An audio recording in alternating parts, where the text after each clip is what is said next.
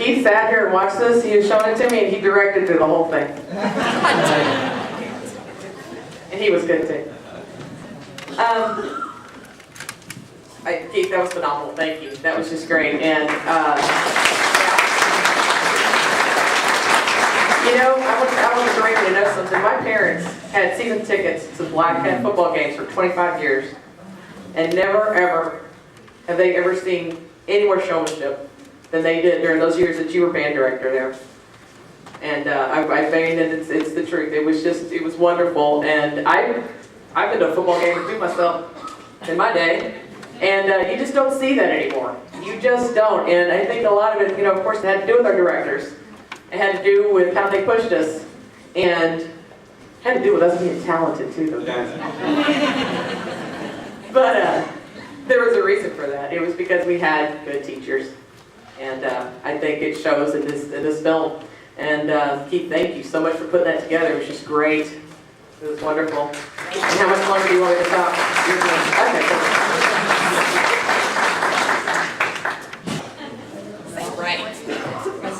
When I started school, it was pronounced Quintanilla. Yeah. I met Mr. Reinke when I was a fifth grader at Tenny Homes, and they came by and gave a concert. The sixth grade band did. Those won't fit me anymore.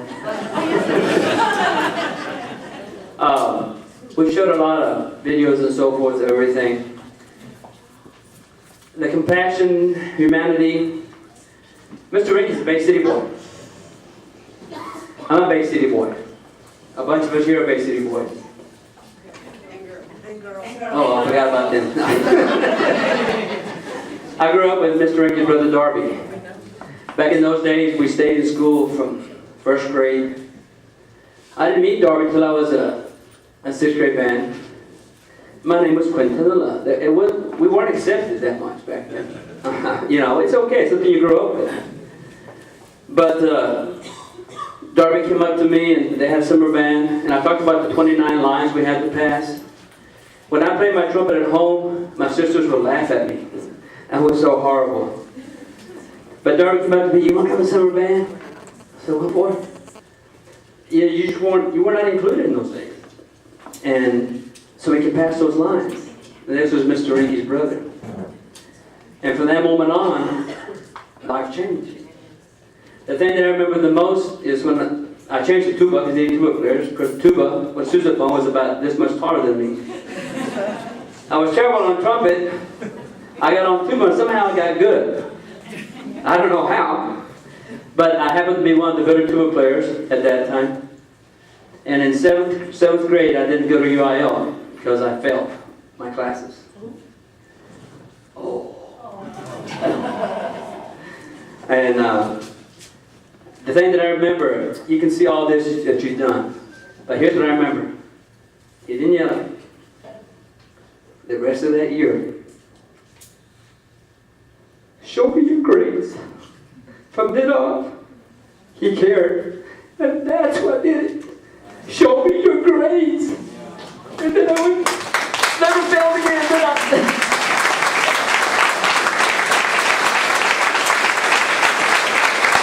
That's what it's about.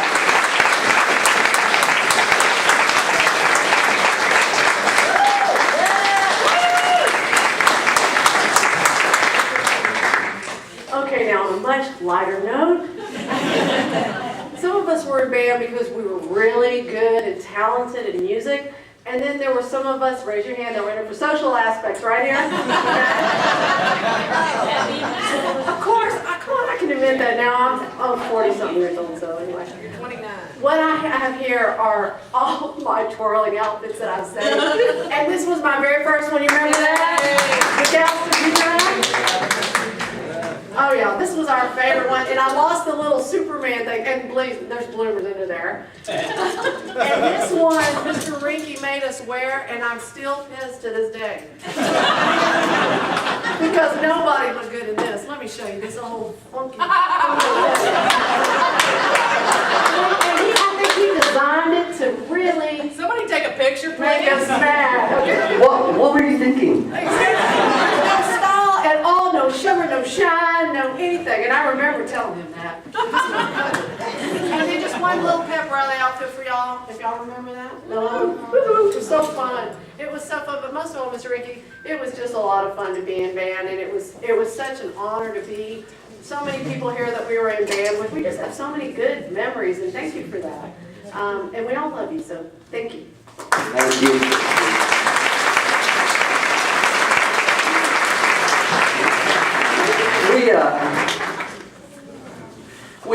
The idea for this band reunion, folks, actually came about around 1995 when my mother and I were driving from Bay City, I guess, to San Saba. And a song came on the radio that made me think of Mr. Reinke. And I remember telling my mother, this is Mr. Rinke's song.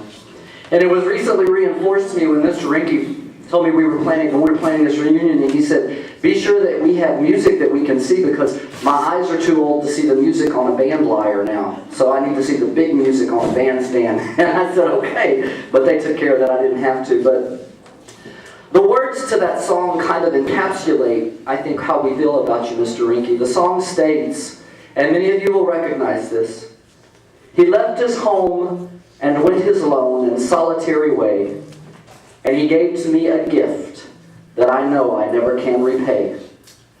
He earned his love through discipline, a thundering velvet hand.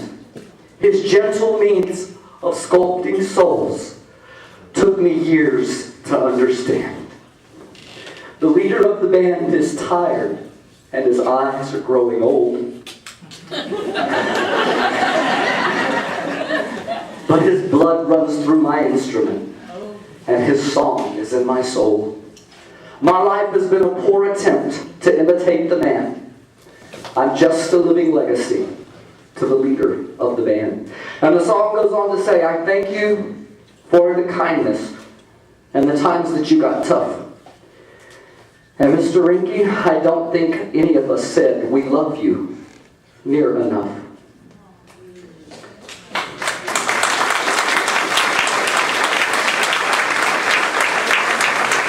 We all wanted to come forward and say something to you, Mr. Reinke, but there's just not time. And instead, we've all of your band students have written something to you.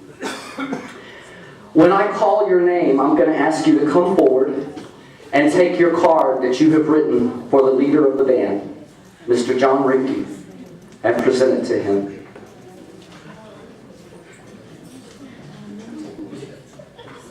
First, Missy Iris Rico, fall 1979 to spring 1982.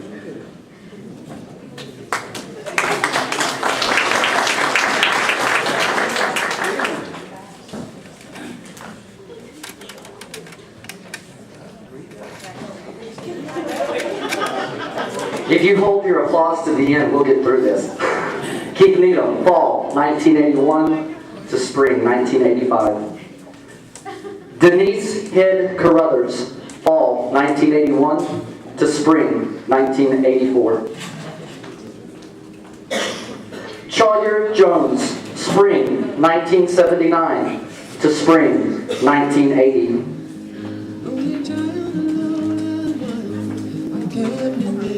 Sylvester Bowden, fall 1981 to spring 1984.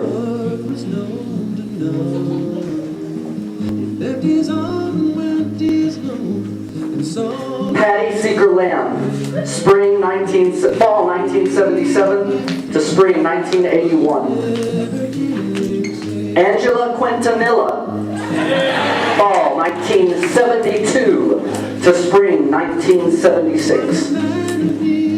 Tracy Sherbert Haynes, fall 1986 to spring 1988. Robert Sherbert, fall 1984 to spring 1988. J.D. Reinke, fall 1977 to spring 1981. Stuart Stevens, fall 1983 to spring 1987. And she couldn't be here here, but this is from, I can't remember her first name, Mr. Reinke, but it starts with a J. Jennifer Deckman. Jennifer Deckman, fall 1986 to spring 1990. She mailed that in. Mark Page, fall 1974 to spring 1978. Mark Seaman, Hot Summer Band, 1980. Van Trip to California, 1984. Brent Hairston, fall 1982 to spring 1986. Mary Valadez Arias, fall 1976 to spring 1980. Christine Bowden White, fall 1979 to spring 1982.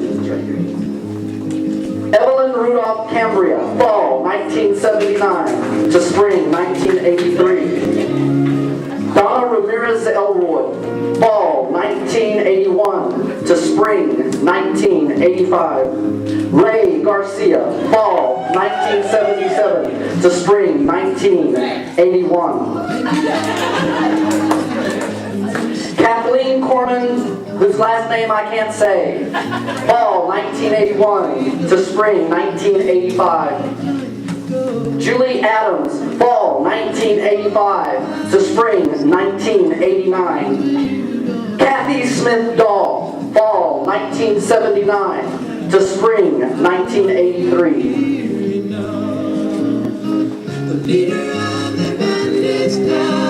Jody Sinkrick, fall 1972 to spring 1976.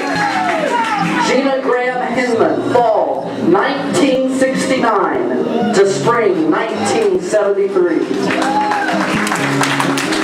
Janet Graham French, 6th grade, John Cherry, 1st class, fall 1962 to spring 1963. 7th and 8th grade, 63 to 65. 9th grade, fall 65 to 66. 10th and 12th grade, fall 66 to spring 69. Mike Finster, whose years I don't know.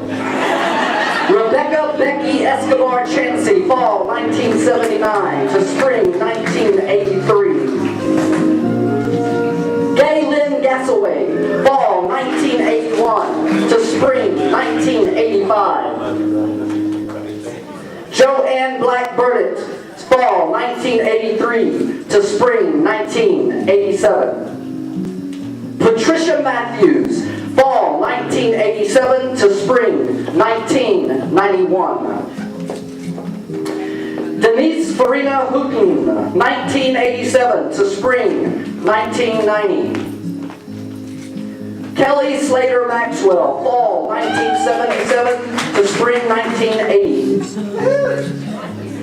Frank Seaman, band booster president from 1981 to 1984. Troy Burdick, fall 1984 to spring 1988. Diana Rivera Cantu, fall 1983 to spring 1986. Arthur Camp, fall 1979 to spring 1983. Michelle Johnson Hicks, fall 1982 to spring 1986. Jerry Seaman, band mother, from 1980 to 1984. Miss Seaman? She is. I didn't know, I hadn't remember if I'd seen you yet. Carrie Hairston Disney, fall 1978 to spring 1982. Tim Cowart, fall 1979 to spring 1983. Brian Butler, fall 1981 to spring 1985. Mary Cowart, fall 1983 to spring 1987. Jennifer Castillo Smethers, fall 1981 through spring 1985, also known as E.T. Amy Way Pearson, fall 1984 to spring 1988. Mary Quintanilla Berry, fall 1974 to spring 1978. Evans, fall 1979 to spring 1983. Craig Lavinka, fall 1983 to spring 1987. Henry Ann Charles, fall 1980 to spring 1984.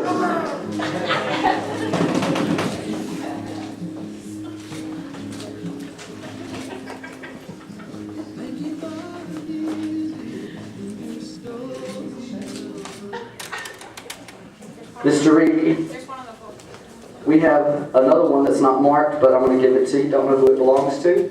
And then this last one is Helen Rudolph McKay, fall 1980 to spring 1982.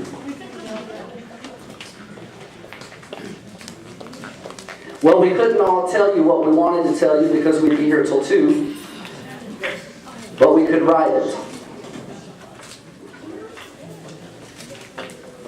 And now we have a presentation that we would like to make to you, Mr. Reinke.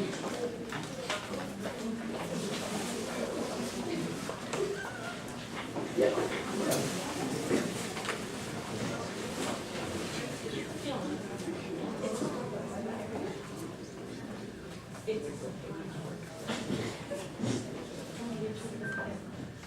Okay. You ready? This says, presented to Mr. John Reinke for your genius vision, selfless labor, and unparalleled leadership as director of that famous Black Cat Band, 1975 through 1990. None like you came before or followed. You are forever the leader of the band. Presented by all of your students who love you, June 18th, 2010. Ladies and gentlemen, Mr. John Reinke.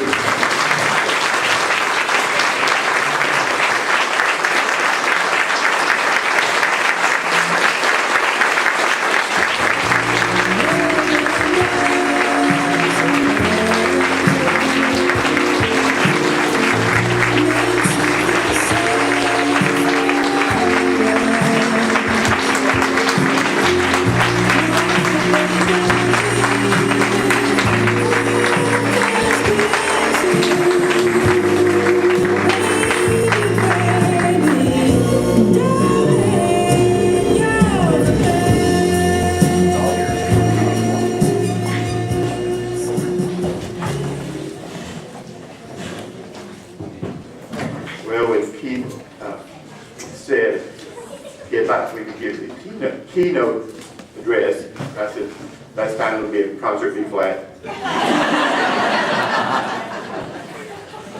And I asked Kay what I should talk about. She said about 5 minutes to sit down. But I just want to thank you all. Hey, thanks for keeping missing. And I was going to tell you how the famous Black Cat Band got its name. It was on me. Matter of fact, all these years are all about me. That should be. No, that happened while I was away at college. And something notorious must have happened in Bay City while I was gone, because there was article after article in the Tribune about the Black Cat Band. I don't know what they did, it was right or wrong, but it caused a lot of talk for years. And so the junior high band director at that time, Bob Conklin, was the announcer. And he got to the microphone at the football stadium. And because there was so much news about the band, he said, "Here comes that famous Black Cat Band," and it's been that way ever since. And there were times really when we felt maybe a little bit not deserving of that, but thank God we were good.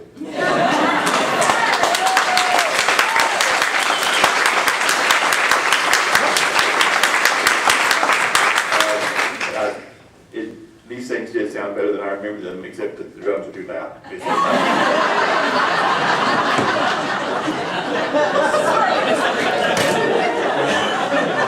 I'm gonna tell you something about Keith. He's been talking about everything else. He mentioned that he's in my bell choir. And this last bell season, we had their very best, most involved ring that we've ever done. And it was very emotional and had all kinds of extra things in it. We played at the 8:15 service and the 10:50 service. Well, he was working on this. And I didn't know really how much he was working on it, but we all showed up at the 8:15 service and did a good job. Then we have an hour when they do the what do they call it? Contemporary service. And the bells don't play in that one. And then we came back in and played the 10:50 service. We all got in their place. Keith wasn't there.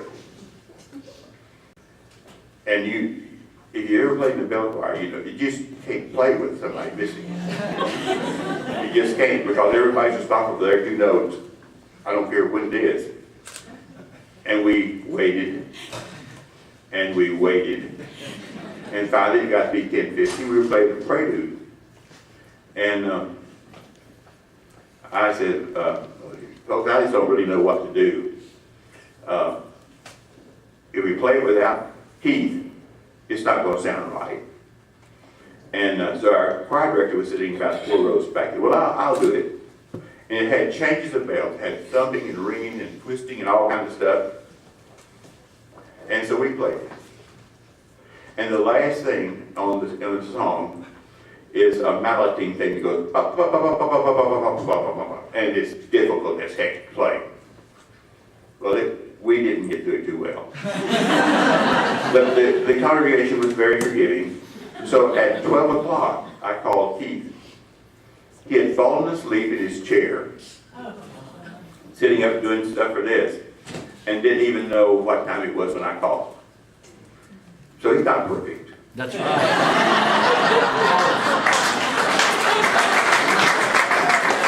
But he's a good guy, and he's worked really hard on this. And Keith, words, express how grateful I am. And then the next thing I thought was, does Kay know something I don't know? I've been going to the doctor. Is this kind of the end of everything? Or what? And she assured me that wasn't the reason. And so anyway, so I've written down some things here that I thought you might be interested in. One of them was how I got the job. I bribed everybody. No, when I went to the University of North Texas, I was planning to be a professional musician and play my trombone. And I was there about maybe 3 or 4 months, and I figured out that was not what I wanted to do. No job security. There's always somebody better than you coming up the ranks wants your job. That was going to be a symphony player. And by the time I got through, I could have made it probably in one of the smaller symphonies. I was a pretty good trombone player. And so I changed my mind that I was going to be a college trombone instructor. Well, I got to be a college trombone instructor while I was going to school. And I loved that. That was going to be my thing. And then I went to get my master's right after the bachelor's degree. And went home here for 2 weeks between semesters, the summer semester and the fall semester. And at that time, Bob Tompkins quit. He, out of clear blue, he just quit the job. And it was 2 weeks before school started. They didn't have a band director at junior high. I tell you, there was no less than 4 people who just jumped right on me at that time and said, "You have got to do this." So they're convincing. I said, "Well, I'll do it for 1 year because those people in Bay City helped me go to college, and they were very, very, very important to me." And so I said, 1 year, and then I'm going back to school. Well, that year ended, and I kind of fallen in love with this job. And so I said, well, I'll do another year. And I'm going to send some performance tapes to 2 universities that were given to me, see if I could get a job there. So I made performance tapes, and one of them was East Texas State University, and one of them was West Texas State University. And lo and behold, I got both jobs. They called me and asked me to meet them in San Antonio. They wanted to sign this contract. I didn't know which one I was going to choose because they were both there. And I just didn't choose either one of them. I said, no, I think I found what I want to do. And that's the answer. 1 year turned into 30.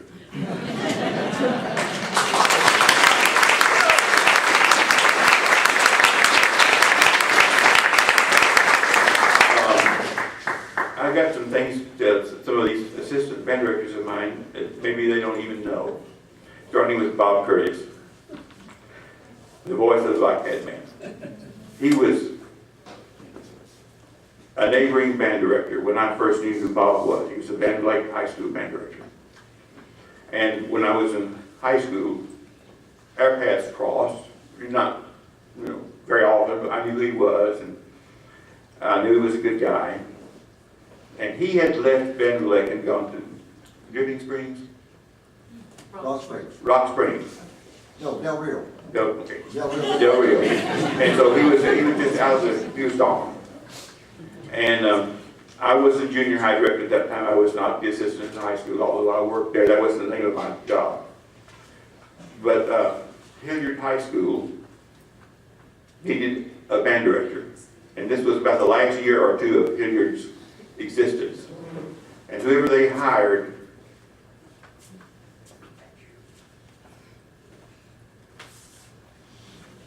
for that job was going to be the McAllister Junior High band director when Hilliard closed. And so I didn't even know they'd sent out notices that they needed a director or what, but in the summertime, my director, J.I. Barron, was out of town. And they asked me if I would talk to this gentleman and see what I thought of him. You didn't know all this went on, did you, Bob? And when they wanted an answer right away, so I said, well, he's a good guy, and I think he's a good band director, and I think you should hire him. And they did.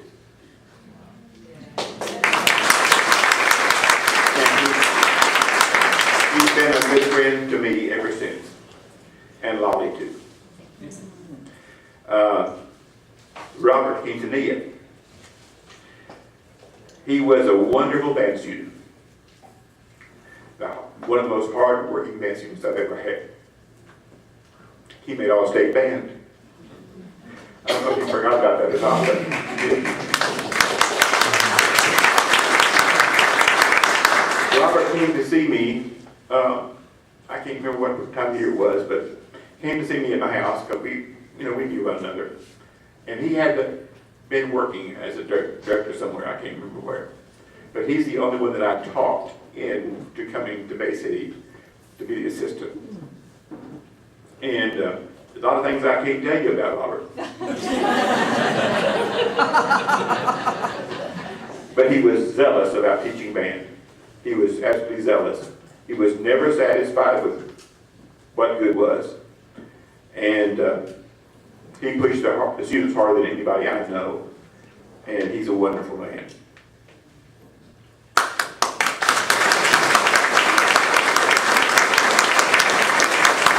Robert Littlefield, I think this was your first job, wasn't it, Robert? When Robert Quintanilla left, we needed to hire somebody, so we found Robert Littlefield. And I'm not sure how he got the word, but anyway, he came to Bay City, and he was with us a good while, and really a fine young man, and really a fine teacher, and a good band director, really good. I remember him as he's precise, very precise man, dedicated to students, hard worker, always aware of things that need to be done without having to be told they need to be done. Well, Robert, you've got another job. So we hired Gary Least. This was Gary's first job. And I interviewed him at the TVA in the summertime, right when it's almost time to start school. I knew his high school band director. And I mentioned that, we needed somebody. Do you know anyone? He says, well, I've got this young man. His name's Gary Least. It took me forever how to spell it and say it. And I just can't recommend him enough to you. So I called him into the hotel, and we had about a 10-minute conversation. I asked him if he would come to work for us, and he did. And there you go. He was great with band kids. A great role model, and I put down SP because my thing's not working on the computer. I think I misspelled it. And a great musician. Well, next was Jim Popham. First job. I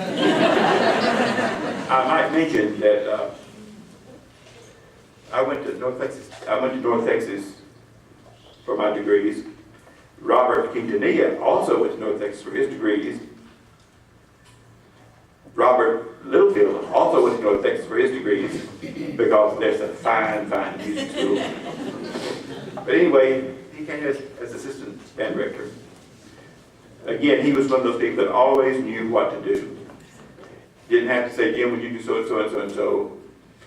He just knew what to do. He's dedicated to the band kids, fine musician, wonderful musician, fine band director. A lot of those little percussion breaks that we had in all these shows were composed by Jim, excuse me. He was a great stage band director and a really good friend. Dean Parsons. He disappeared.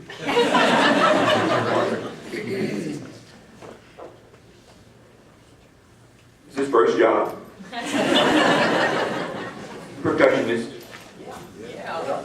He seems to have disappeared from the face of the earth. Left teaching to become a chiropractor.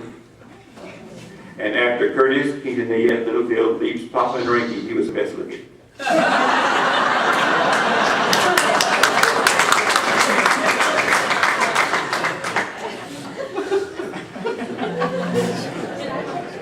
And if he's here, I'd tell him that to his face. He was a good guy and a good band director, and he worked with those kids. And I wish we could find him. After that time, when Dean's out of order because he's out of order. But then the last assistant that I hired was Dale Mullins. He was a percussionist. And we were together one year, and then I left, and he stayed for a year, and then he left, and nobody knows where he is. We can't find any hydrogel of him. But he was a good guy, and that's what I can say. He was a good guy, and he worked real hard. Now, I didn't tell you this about Robert Quintanilla. Try to find him in the yearbook. He's the most non-photographed person I've ever seen. I think I found one picture of him in all my yearbooks. He's in 68. He's the big picture. Okay. By the way, Janet over here always wishes me happy birthday on my birthday, even when I forgot it.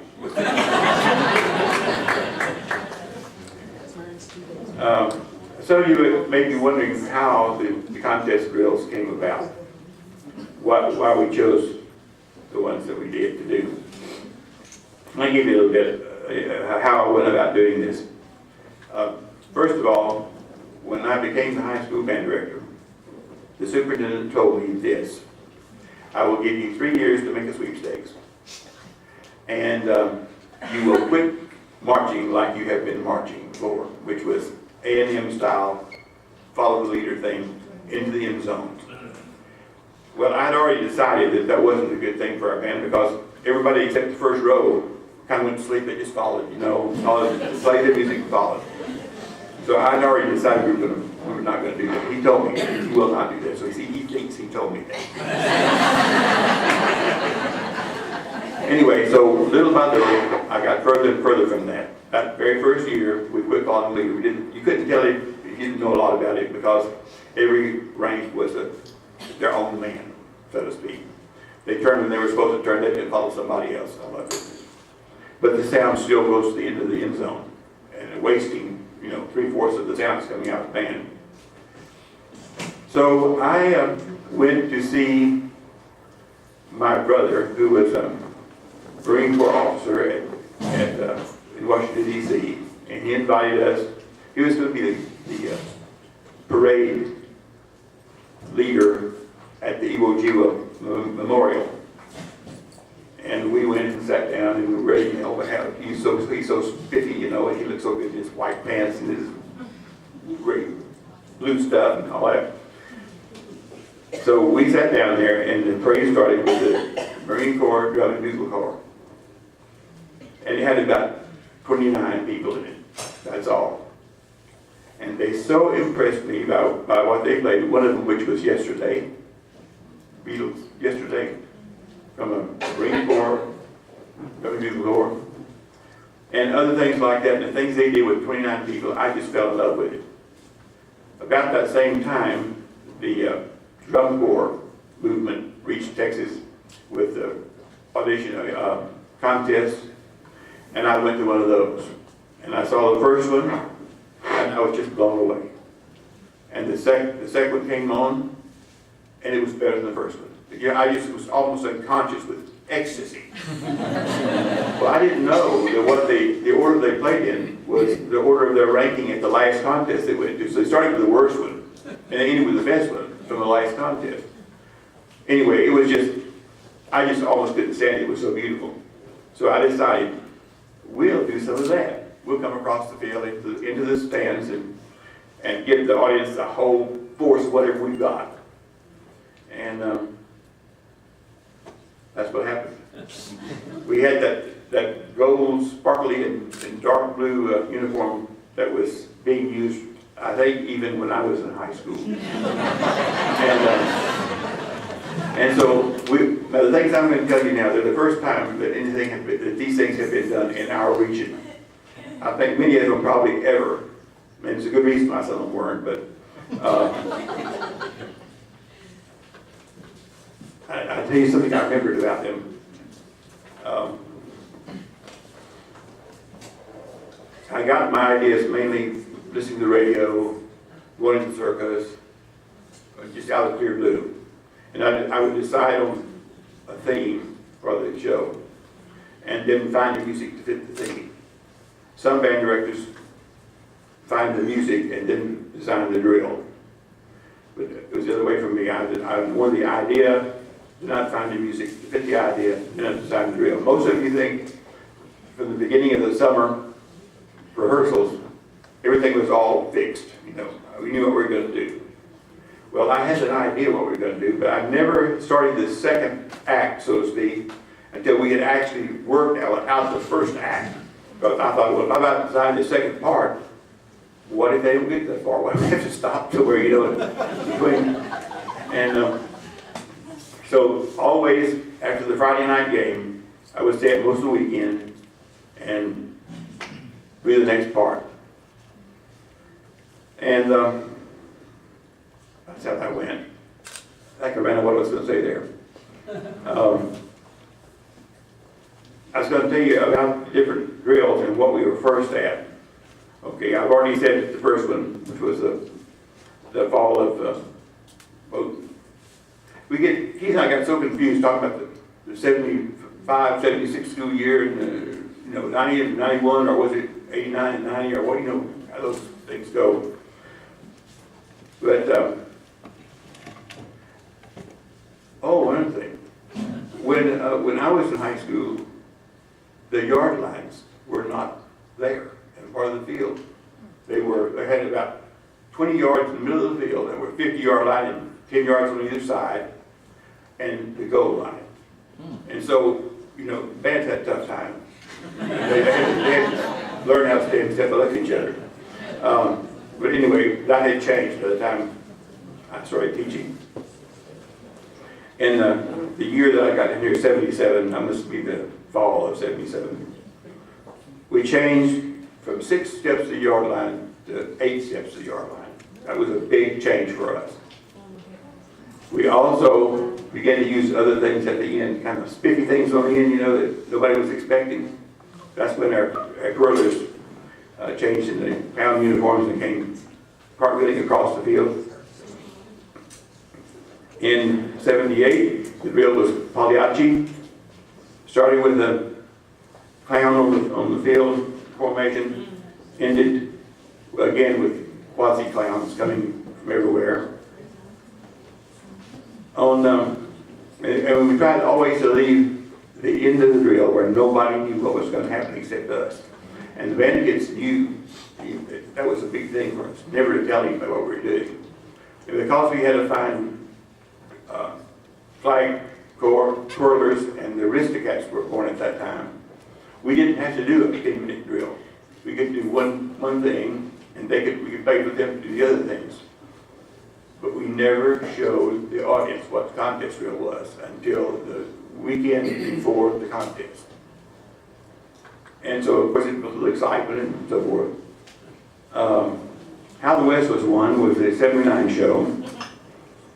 We ended up with a silhouette of a cowboy with a big old hat on. I think we sung Cool Water, maybe. Cool, clear water. And that was the first time that I know of anybody sang on the field. We also, that same drill, we also did, I haven't seen this by anybody else, a tumbleweed that turned like this as it went down the field. And that's a secret that I'll keep, how we did that. So they did wonderfully well. We did the same thing in another show about 3 or 4 years later. Show business. That's where we used the head shop. Y'all probably didn't recognize what it was, but funny looking thing with things going up and down like that. The head shop. Dangerous goodbye trombone player. And I think that's when we had Mr. Coward as Superman. Yes. And that's the first time we started giving a personal surprise at the end. And the flags made it all possible because they could hold him up. And they had flags that covered him while he changed clothes and all that.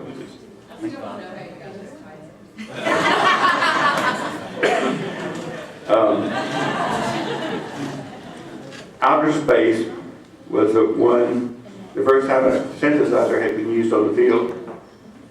And we didn't know, just a minute.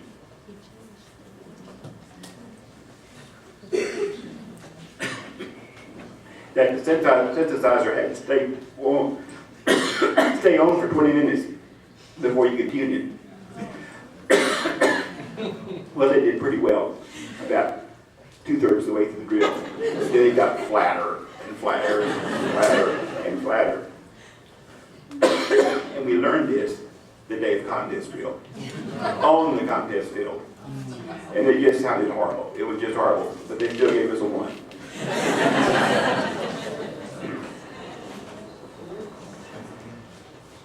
The drill, Six Flags of Texas, where we did motions and so forth that represented the 6 flags the state of Texas has been under. We actually got away with having a French maid on the field, Confederate soldier on the field, and that you could not do today. And it was real good. The next one, Oriental Fantasy. That was the one with the dragon and with Jennifer helping out as E.T. at the end of it. And I remember the thing about this, these are all Oriental songs, but they're done in Western style. And when we were at state contest, they started reading what we were going to play, and the chuckles started. This got louder and louder and louder as they announced it, but it was quite obvious they'd never heard of contest drill but Oriental music before. And that was a nice one. the Magic Drill, which is personally my favorite of all time. It started with a poem written by one of your band directors, and we had magic shows on the side of the field by the band members, and the band did things that corresponded to those magic shows. Well, two things happened. One, we never could get Sylvester to make the rings go together in front of everybody. And no matter what we did, he would disappear. He would disappear those rings, and then come back together. We loved him anyway. Scott Daniel was the magician who always did something up here in front. And then first thing he did was where the flowers just appear. Well, Mark Seaman was that person in the band who decided he would work on that during the drill, on the field. And after every good thing that we did, they'll be changing things. He'd be standing there trying to figure out how to get that flower out nowhere. And then we timed it pretty doggone close. If you don't get off the field, then by the time you're docked, division.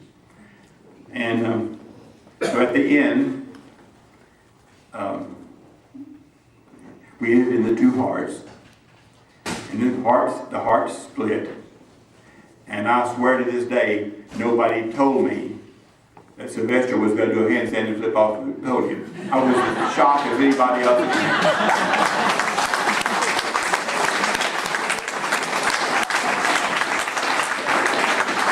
And the band was leaving the field, and there was old Mark out there on the field, middle of the field, trying to make that flower work. And then right at the last minute, he did. And he jumped up and down, and he looked at the clock and saw he had about 5 seconds to get off the field. So that worked good. We made it 2. And it's the only 2 we made after that first division that we made. And I'm most proud of the band kids for this. We'd always talk, you don't react if you don't make what you think we should make. And the band was just silent. And everybody else booed. That was the 2. So anyway, it was probably the best thought out, unique drill that I've ever seen. And I'm proud that we did it.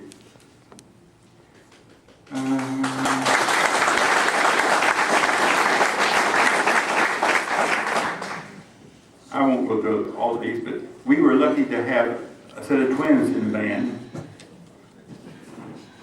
the Sherbet twins. So we used that in a drill called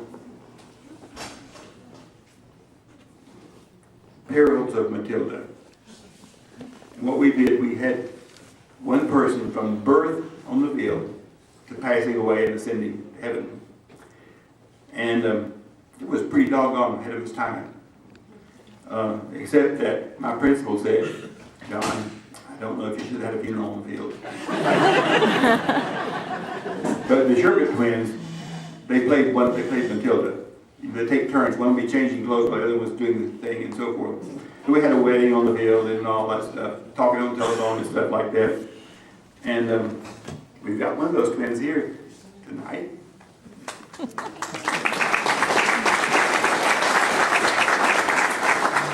Oh, and then Chris Townsend played a couple of solos. Once he was a Phantom of the Opera and something else. And I'm skipping over these things because it's too much. But we changed into clown uniforms one time totally. We all had ruffles up our sleeves, turned our back on the audience, and then pulled the ruffles out and pulled the things we had out of under our shirt. And when they turned around, there were clowns on the field. That was also wonderful.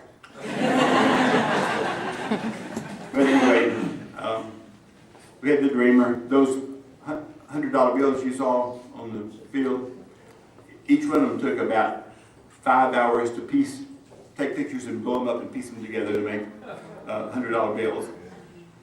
And I think that was the last drill that we did while I was working. anyway, it was just wonderful. The kids loved to do them. They loved the fact that they were going to be a surprise to their parents and people. And I will say this, that during the time we were doing these drills, very few people went to the concession stand during halftime.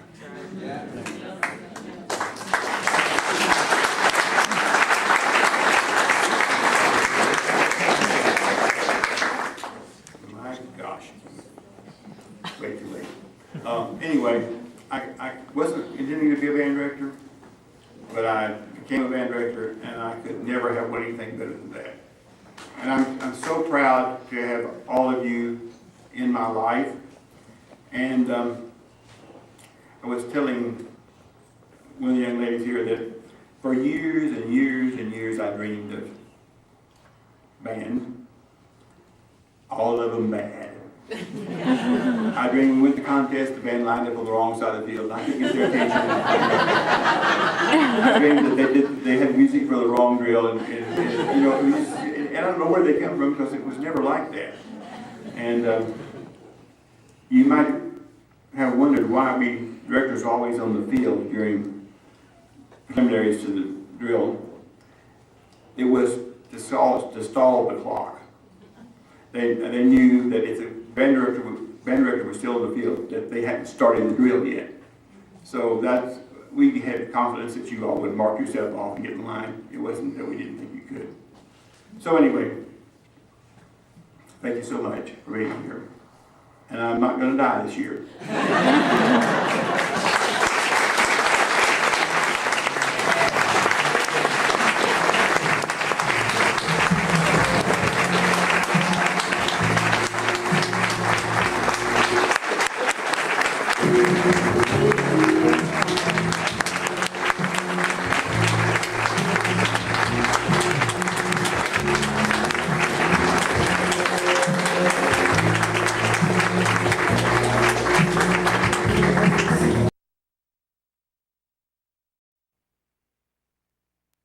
Presented to Mr. John Reinke for your genius vision, selfless labor, and unparalleled leadership as director of that famous Black Cat Band, 1975 through 1990. None like you came before or followed.